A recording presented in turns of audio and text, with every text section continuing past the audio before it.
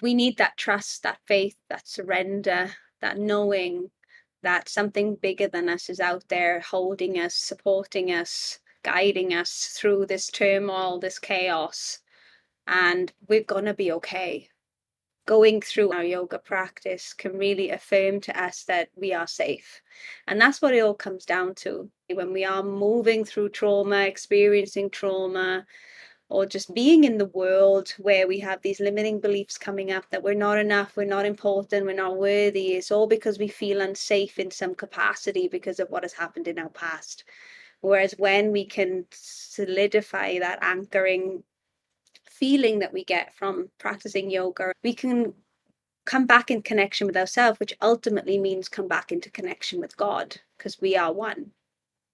We are God and God is us. And we're able to really intertwine that connection.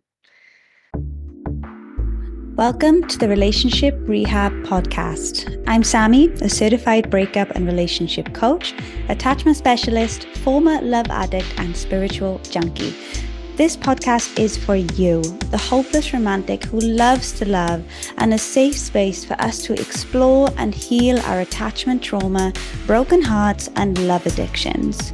Together, we are on a mission to become the love of our own lives so we can have successful, healthy, secure relationships with others. So if you're ready to create a life and love beyond your wildest desires, you're in the right place. Your journey towards becoming more secure in love and life starts now. Hello, my loves. Welcome back to the Relationship Rehab Podcast. Today, I am joined by the lovely Lizzy. We are going to explore all things to do with yoga and how we're using yoga as a somatic healing tool to be able to move through attachment trauma, to be able to reconnect back to ourselves, to self-attune, to embody that confidence we want to embody in dating and in relationships, and just to come back home to ourselves. So Lizzy is here to share her story on how she found yoga and how she uses yoga now as a yoga teacher to be able to bring all that healing into her life. So this episode will be amazing for you if you are new to yoga, you never heard of it before, or maybe you're just starting, you're wondering what all the fuss is about and if you should even do it and how it's going to help you. But it could also be really useful if you are doing yoga and you really want to understand what yoga is all about and how to use it as a tool to cultivate more self-love and self-attunement and confidence. So without further ado, welcome to the podcast, Lizzy. Thank you so much for So excited to get into this conversation with you, my love. And I personally know Lizzy as well. She is a beautiful soul. She's an incredible yoga teacher. I've had private one-on-one sessions with her and just an all-around amazing person. And I know she's deep into the wellness industry as well. But I'm going to let her tell you a little bit more about her. And maybe if you can share a little bit about your journey as well, Lizzy, of how you came across yoga and started doing it. Thank you for that beautiful introduction. So, I'm currently in the UK, having been in Thailand in Chiang Mai for the last 7 years. Yeah, to introduce myself, I am a yoga teacher and I love all things somatic work, which is what I really see yoga as a beautiful tool for. Somatic work being how we get into the body. I also, in addition to that, just love, I would say I'm a lover of life. I'm a lover of having this beautiful experience here, really using everything as a way to learn, using relationships as a way to learn, and just exploring more and more facets and dimensions of this beautiful experience we're having. Yoga is one of the big loves of my life. It's one of the big anchors in my life. And it definitely hasn't always been that way. When I first did yoga, it was, let's think, it must have been about 14 years ago. I was at university, so I was 18, 19 years old, and I was really into fitness. It was mainly fitness, it was this wanting to self-improve.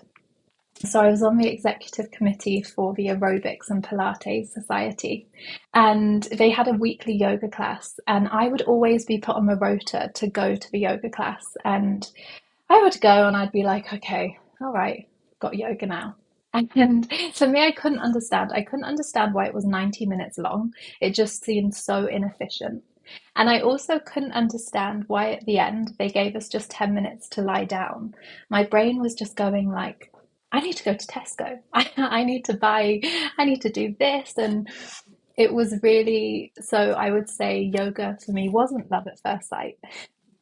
But that is what I love about this practice because it really meets you where you're at the time.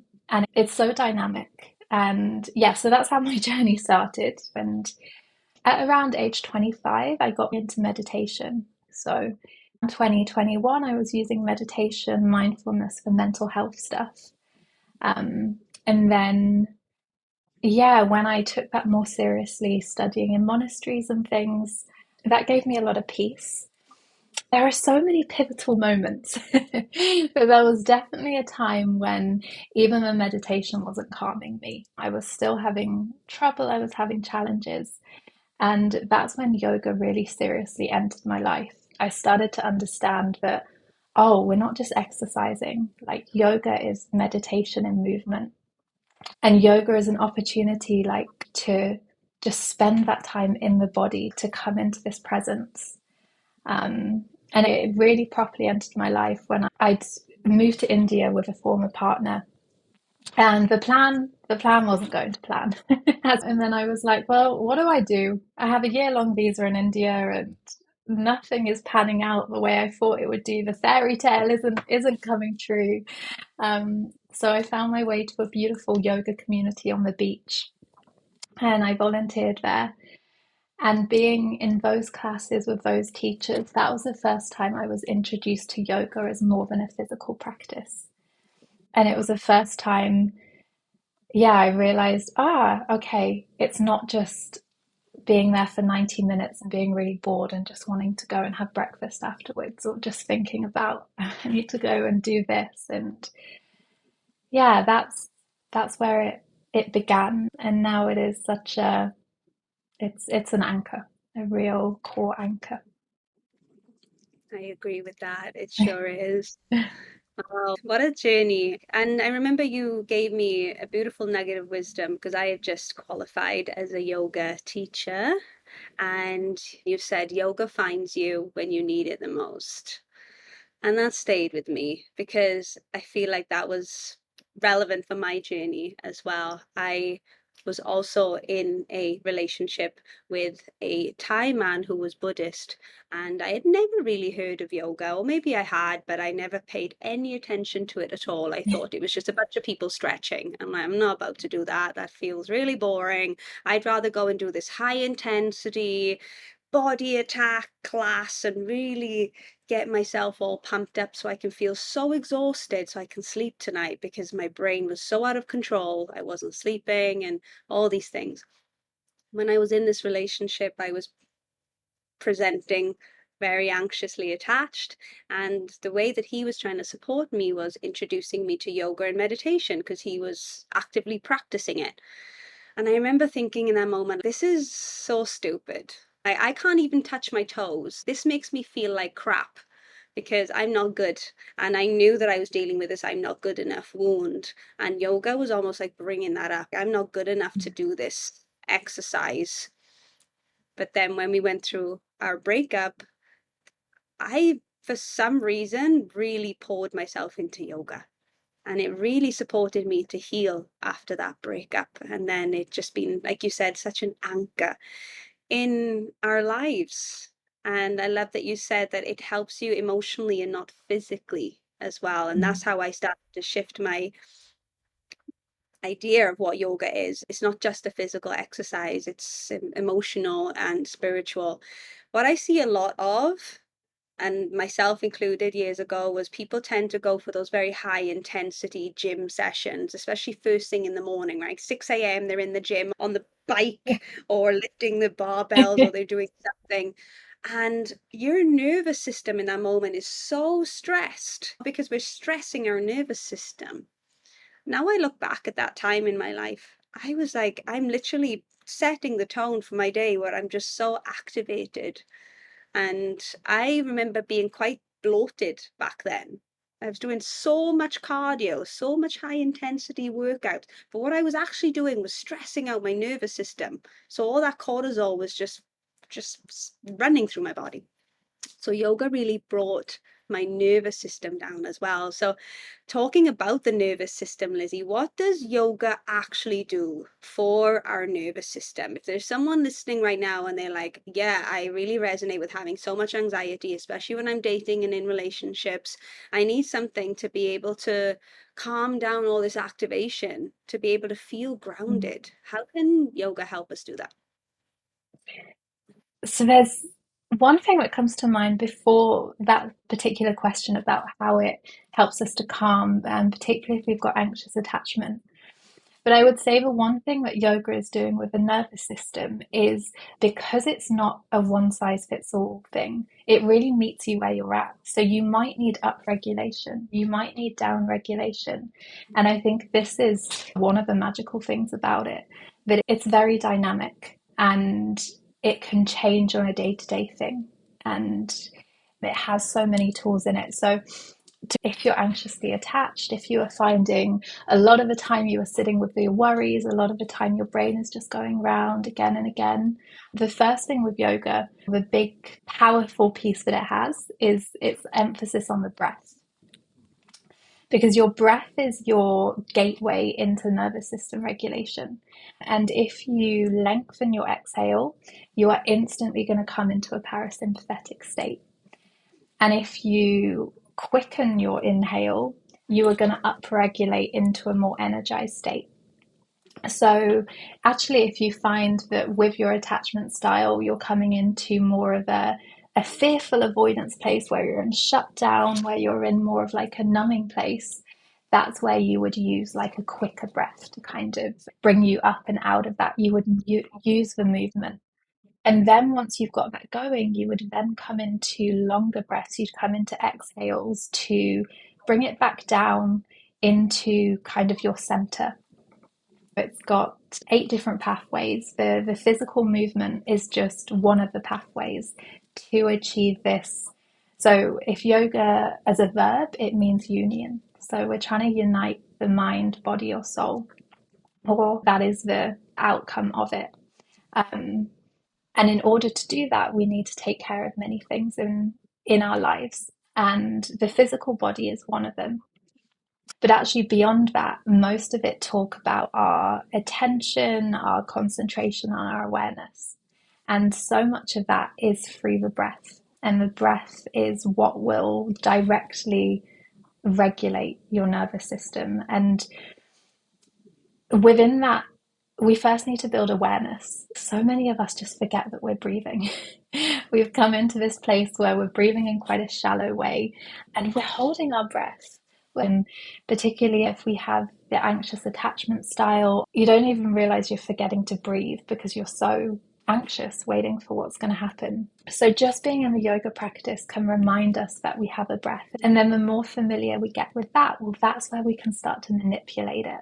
And that's where, okay, I've got my awareness, it's in my breath.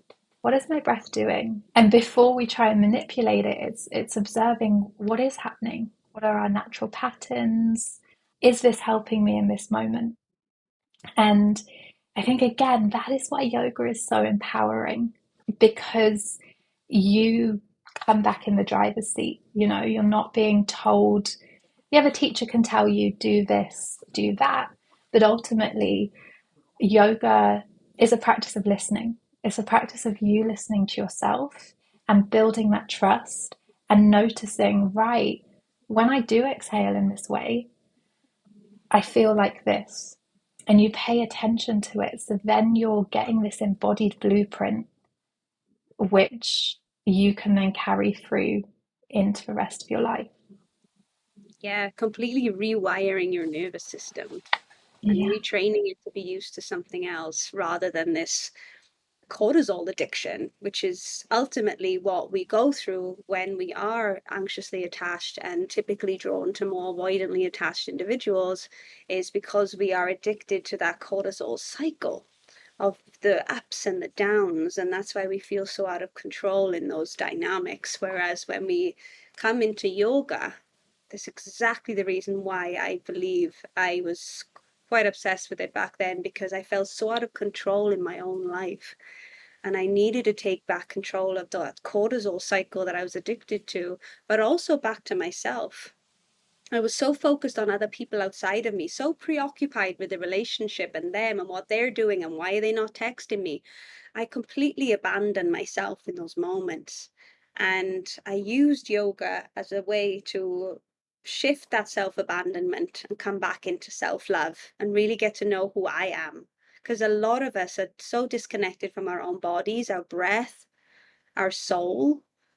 And yoga can be just such a incredible tool to bring us back to that. So, as we're talking about attachment styles, I wonder if you would be open to sharing your journey with your attachment style and how you first started to notice it coming up in your relationships, and then how yoga supported you to heal that. Yeah, absolutely.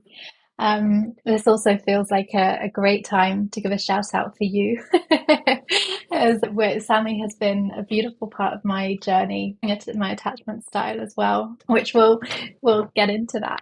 But yeah, I definitely for a long time was a fearful avoidant.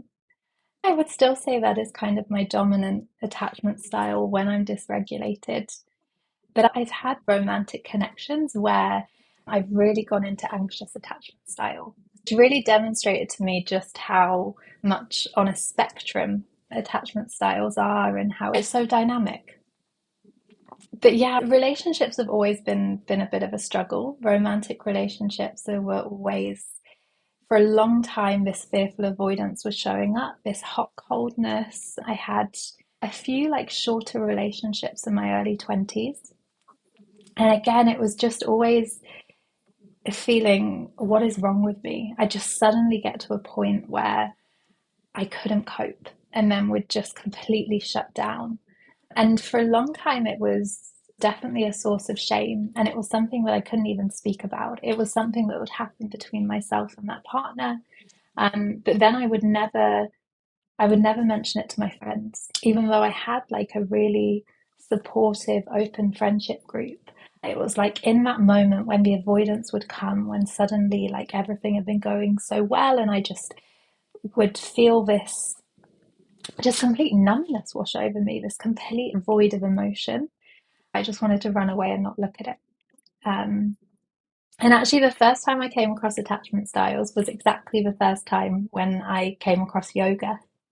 And I'd just had a relationship breakdown. And I was like, oh, this is what's going on. We're in an anxious avoidant dynamic. And we just had a breakup maybe like a month before. And up until this point, it had been bubbling. And I, I didn't, I despised him, absolutely despised him. And then the minute we ended it, the minute he said, yep, it's over, I just felt all of this love pour back. And yeah, this sense that I couldn't get freedom within that relationship. And that block of freedom was blocking that flow of love. But it's still, okay, I know this now, but now what? And it's so it felt very much right. I need to go on this. It's a healing that has to happen with me. I'm avoidant, he's anxious. And there my preoccupation has always been, I just want to be normal. Just want to feel what is this? But then it was with the same partner maybe 5 years later, where again attachment styles kind of came back into my life. And I do think this healing journey is very much one of a spiral. Whether it's with yoga, whether it's with attachment styles, it will meet you with what you're ready to see and what you're ready to heal at that point. So yeah, 5 years later, the same partner in a much healthier place, but still this avoidance was there. And that's where I met you. That's when we started working together. It was shortly after that I actually got in a new romantic connection, and I was anxious like I'd never been anxious before. This is where Samantha supported me through a lot of that. It was very interesting to watch how it played out in my body. That was a really difficult time in life as well. And I would say I'd made some extreme decisions. But then it didn't feel extreme because all the time I felt so supported by this practice of yoga. I felt like I had enough tools to take risks, which maybe I hadn't taken risks before, and maybe this fearful avoidance had been protecting me from doing that, protecting me from being able to feel it. But having the practice of yoga, having the right support, it made it safe to go into the real intensity of love. When I met this new connection, it was just that feeling of love was so intense, like all the hormones in the body, the oxytocin, it was so much in my system. But actually, it caused me to be quite overwhelmed. And then it spiraled all the anxious stuff as well. I wouldn't have been able to navigate it without the yoga practice. So I would say now I'm in a learning secure attachment, and say learning because I feel the process never stops. Yeah, we always need to keep learning and growing in our healing and in our development. You mentioned something interesting, disassociation. Laura, a Mm. lot of us are disassociated and disconnected from our body, living in the mind. This was me for so many years. And that's why I was so drawn to more high intense workouts, because it distracted me from my mind rather than choosing something like yoga, which is actually going to bring more of whatever is triggering me up. But I wasn't ready for that to happen because I didn't know how to work through it. And I think the easy option for a lot of us is to just go into distraction. And whatever is going to distract us the most, that's what we're going to choose. Whereas I believe, and I see with my clients and audience, that when they start their somatic healing journey, so that means using tools to connect more with the body, it can be quite difficult for people to, one, do them, and two, to keep up with them. And I saw that, I think we both said that we came across these tools, but we were quite resistant towards it at first. So I guess my question is, why do you think it's difficult for people to really go all in on using these somatic tools? And how can we encourage people to sustain that habit? So I think it is because our relationships with our bodies have been made so complicated, primarily from outside sources. We were just flooded with messages of how our body should be, how our body should look, even how our body should feel. And that was coming at us all the time.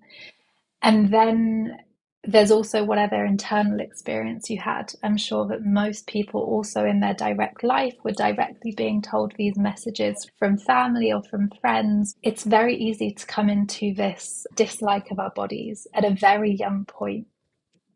And then when we think about it, we're like, well, this is just my body. I don't need to think about it. My body does what I say.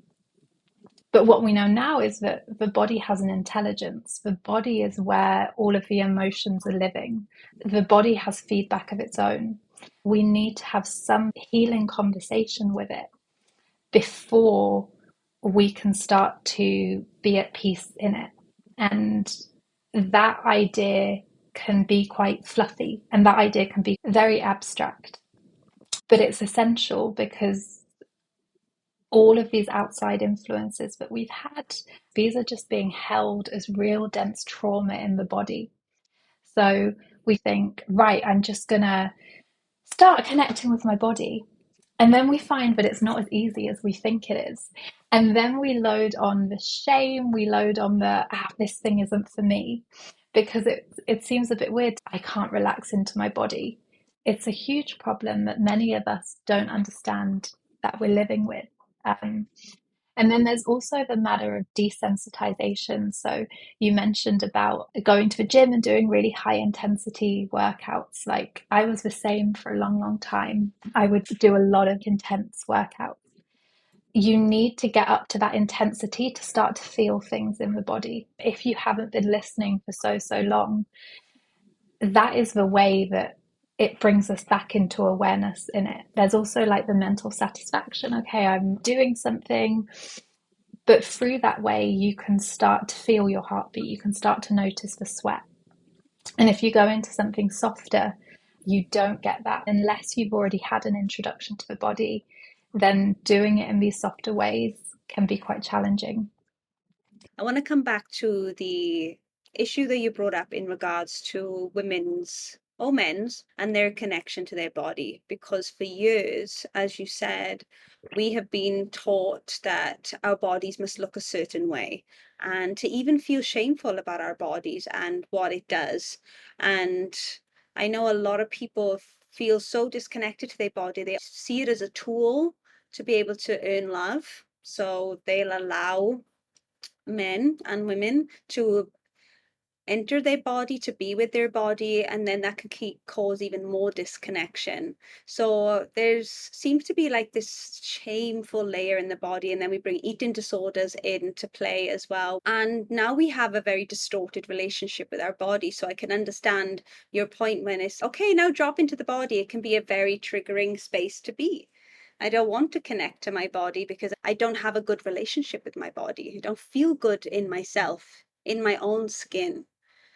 I wonder if you could give us an example, if you have ever felt that way, and how maybe you used yoga and other somatic practices to start to reconnect and love your body and yourself. Felt that way so much. The most beautiful example that I can think of is the first time that I noticed my body was able to speak. And that was after practicing yoga quite intensely for just 6 weeks at this point. And I was in a slower class. I was in a yin class, which is where you hold the poses for 3 or 4 minutes at a time. And I was in a hip opening position. So I think I was in a forward lunge. And then it was in my right hip. And it was like I was watching on a TV screen. But all of these kind of memories came up of comments that I'd had when I was younger. So tree trunks, oh, you're eating again, oh, like fatty. And I was just seeing it all. And in that moment, I started crying. And emotion had always been quite challenging for me. I could never cry alone, definitely never cry with people. And then here I was just kind of being shown all of these hurtful words. And it was so vividly coming out of my right hip. And then after the class was over, I remember speaking to the teacher about it. And she was like, "How do you feel now?" And I was like, I feel angry. And again, anger is something I'd never met before, or anger is something that I'd never identified as my own. I think many of us we are happy, pleasing people. Anger is not something good. But I was like, yeah, I feel anger. So then I ended up going into the ocean and I ended up swimming out and just screaming into the ocean and letting all of this rage go. And then after that, I felt a lot more peace. Like that was like the big block, something I was holding for so long. So then once that came out, I was more able to calmly see, right, well, how do you want to be with yourself now? Like these are words that have been said to you, but now you're the one that has to be in relationship with yourself. It looks like a lot of the times in meditation, I will, yeah, have my hands on my heart and just saying, I love you, I love you. And I've also found how difficult that has been at times. My mind was just everywhere and it sat down and I couldn't get still. And I put my hands on my heart. I was like, why don't you just like say, I love you, or give yourself love? And in that moment, it's like something just cracked. So it's like every cell in my body just kind of exhaled. And it was like, this is what we're waiting for. This is what we've been waiting to hear. And thank you. And then it was so easy to be still. The minute I can come into this practice of metta, where you are pouring love in and you're also sharing love, it's like the whole body relaxes. But as you were sharing before, we've learned we need to use our body. It's a way to get love. It's a thing to be used rather than a thing to be listened to. It also taught me a lot about self-respect. The more that I poured into my own body through yoga, the more I started to respect my body more. The more I started to have more firmer physical boundaries on my body and what I wanted and what I didn't want from partners. And I remember I would prioritize saving money over getting high quality foods, for example, because it didn't matter really what I put in my body as long as I looked okay. As long as I looked skinny and had my abs or whatever, it didn't really matter what type of cheese or eggs I put in my body. And I was drinking a lot. We abuse our bodies in these ways through alcohol, cigarettes, vape is a thing now. And I was doing the same with alcohol. And I feel so good buying higher quality things to put into my body, from skincare to food to all these things, because I cherish and respect and love my body more. Whereas before, as long as it looked okay, that was all that mattered. Mm. And I was even enhancing it. I got a little bit of Botox when I was living in Bangkok because I just wanted to get rid of the wrinkles. And it was all about the physical appearance as opposed to the emotional love that I felt in my body. So I would manipulate it in these ways in order for it to look a certain way, but it wasn't healthy. And I don't want to shame people for making any adjustments to their body. I still dye my hair and wear makeup and all this stuff, right? But just being more aware of what I'm doing with my body and prioritizing health over appearance.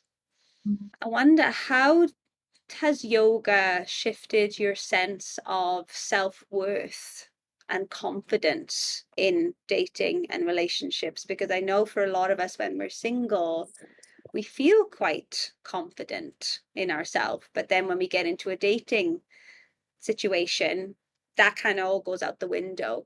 Has yoga really helped you anchor into that? Absolutely. Yeah. There's this kind of unshakable sense of confidence that comes when you have a deep practice like yoga, because it's breath and it's movement and it's thousands of years worth of teachings. These are like anchors which you cultivate within, which cannot be taken away by the external. So when I say I've got this unshakable confidence, it's also this peaceful acceptance that however things will turn out, yoga will still be there. These anchors will still be there. And I would say more so than, in addition to like this unshakable confidence, it's taught me a lot of humility, and Mm. it's taught me a lot of acknowledgement of what I can do and what I can't do. I can show up, I can try my best, I can keep myself regulated. I made a decision last year to leave where I'd been living and to move to Bali and to go and stay with a new love interest. And I was full of anxiety. Oh my God, so full of anxiety, which I was recognizing in myself. But I remember journaling, I was like, okay, I'm recognizing that this is going on in the body. This has happened before and it's not had a good ending. But what is different this time is I really feel I've got the trust of God. I really feel held and supported by something else. And I think that is the other thing. Yoga is the union of mind, body, and soul. And it's a practice of grace, it's a practice of connection to something higher. And that is, for me, is where this unshakable confidence has come from. Because I didn't grow up with any faith, I didn't grow up with any religion.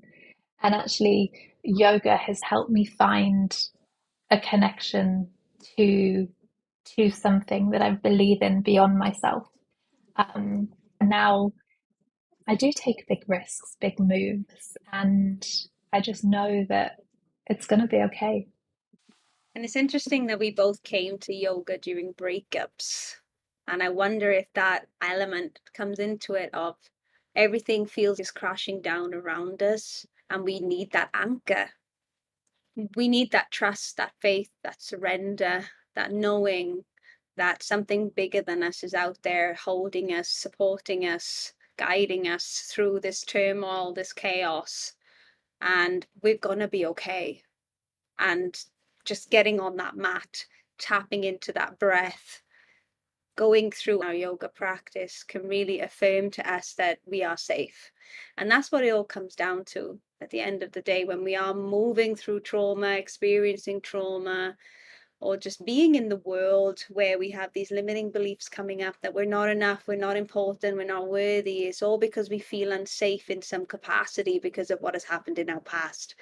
Whereas when we can solidify that anchoring feeling that we get from practicing yoga and breath work, and even a yogic lifestyle, like you said, there's all different pathways, we can come back in connection with ourselves, which ultimately means come back into connection with God, because we are one. We are God and God is us. And we're able to really intertwine that connection. So, what I'm hearing, Lizzy, is yoga really can be the most powerful tool to one, support us with our mind. It can really help us with overthinking spirals because it brings us back to the present moment. Because when we're overthinking, we're either in the past ruminating or in the future worrying. So, it can really bring us back into that present state. It also helps us work with the body. Trauma lives in the body, as we know.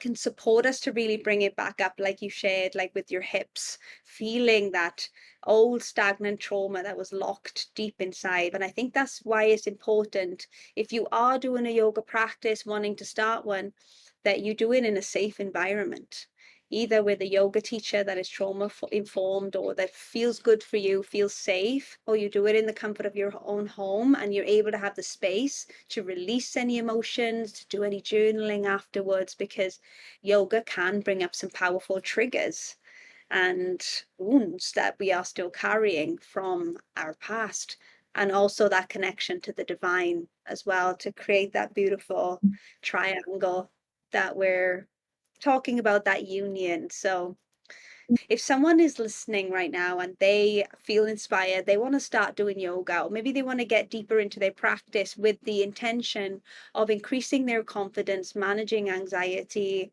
and to be able to just reattune, reconnect, where should they start? A complete beginner, I would say start by just getting to a local studio or getting to a local class and just try out as much as you can. Try out whatever is currently on offer, whatever teachers are on offer, and just keep really follow what feels good at the beginning.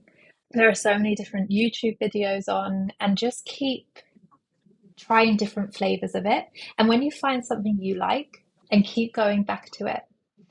And you'll also build up what you don't like as well. And then once you connect with a teacher that you like, introduce yourself, have a conversation with them, ask them to direct you on the next part.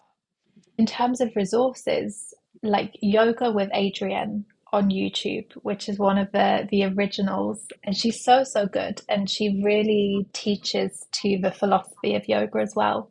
I think that's a really good place to start.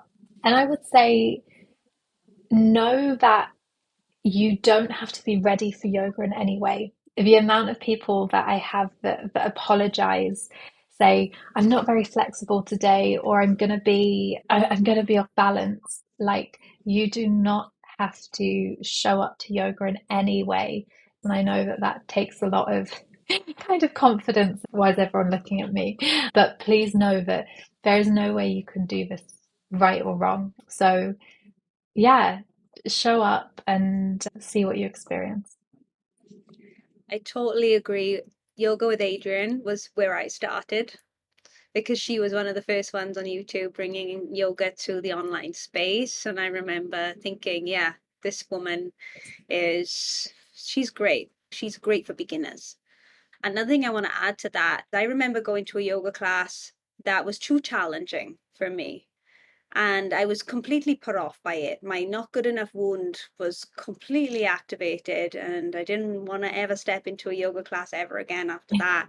So start slow. Don't be afraid to go to beginner classes. We don't need to rush this process. I Mhm. know we want to be all flexible and doing handstands and all these things, but it's a work in progress and we can enjoy that process as well. I remember really enjoying the fact that I could touch my toes when I couldn't, and then all of a sudden I'm doing a really good downward facing dog. So don't rush to get really good at yoga because that's not the point. I think we can get caught up in doing things right sometimes in anything that we do. We want to do it right, we want to do it well. We don't want to look like we're a novice or a beginner when everyone else is walking on their elbows.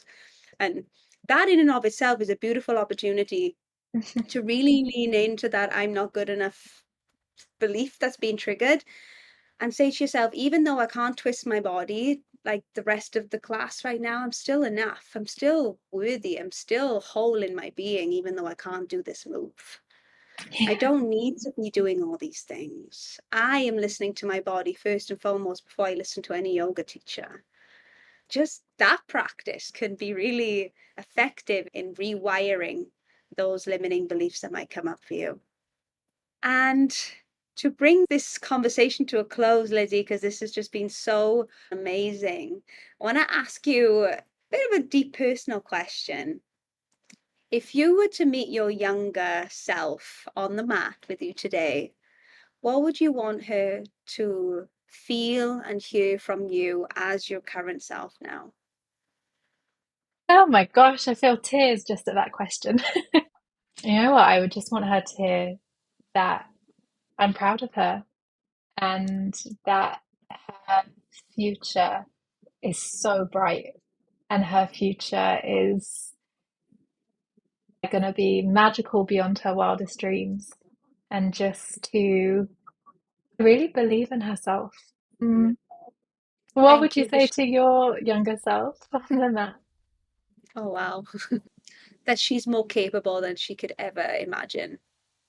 I was bullied a lot in school. I was made to feel like I was different, and that was a bad thing. I would say to her, yes, you are different. And that's the most incredible thing about you. Don't be a sheep. Go off into the world and do your own thing, which I eventually did. I didn't follow the normal path, if you will, of other people. I followed my own path and just give her full permission to do so when she was a child and a teenager and a young adult. Full permission to be who you are and to know that all these things that you're going through, they're not you. This anxious behavior that you're noticing as you're dating boys, men, the behaviors that I may have done in my past do not define my future. And I know I was meant to find yoga when I did. Part of me does wonder if I was introduced to yoga at a younger age, where I would be in life now. But there's no point dwelling on that. But that's part of my mission as a newly qualified yoga teacher to be able to bring this practice to people sooner rather than later and using it as a tool for somatic purposes. And what that means is reconnecting with the body, processing attachment trauma, developmental trauma, shock trauma. We all have it, whether we like it or not. We all carry it. And yoga can be a beautiful tool to be able to release that. So that's my mission. Love that. Oh, my mission to support people to reconnect with the safety that lives within their bodies. We are spending so much time prisoners in our mind, and we are spending so much time in war against ourselves. But if we learn and if we clean out our bodies, give them a beautiful spring clean the way we do our homes, and reclaim our bodies as the safe spaces that they are, then just being able to experience the amount of wellness and peace and vitality and life that we can have. So, yeah, my mission is to remind everybody that the inner safety really does start when we get back into our bodies, that it is for absolutely everybody. Doesn't matter what you look like, doesn't matter where you're from, doesn't matter what experiences you've had in the past. If you have a body, then you have a safe space, you have somewhere you belong, and we just need Exactly. to remember it. I love your mission of just really coming back into that. Yeah. Lizzy, thank you so much for joining me here on the podcast today. It's been an absolute pleasure to talk to you about this powerful tool and your journey and all the other things that we have touched upon. If listeners want to find out more about you and get in contact with you, how can they do? Yeah, so they can connect with me on Instagram at Bedder Wellness, bedderwellness.com. I offer mentorships, I offer in-person classes, and I also offer some online classes, and we've got some retreats coming soon as well. Lizzy really is an absolute powerhouse in the wellness industry. It's not just yoga that she does. I know she does Ayurveda. So definitely go check her out if you're interested in any type of somatic work. Thank you so much, my love. Thank you. I've really enjoyed this conversation.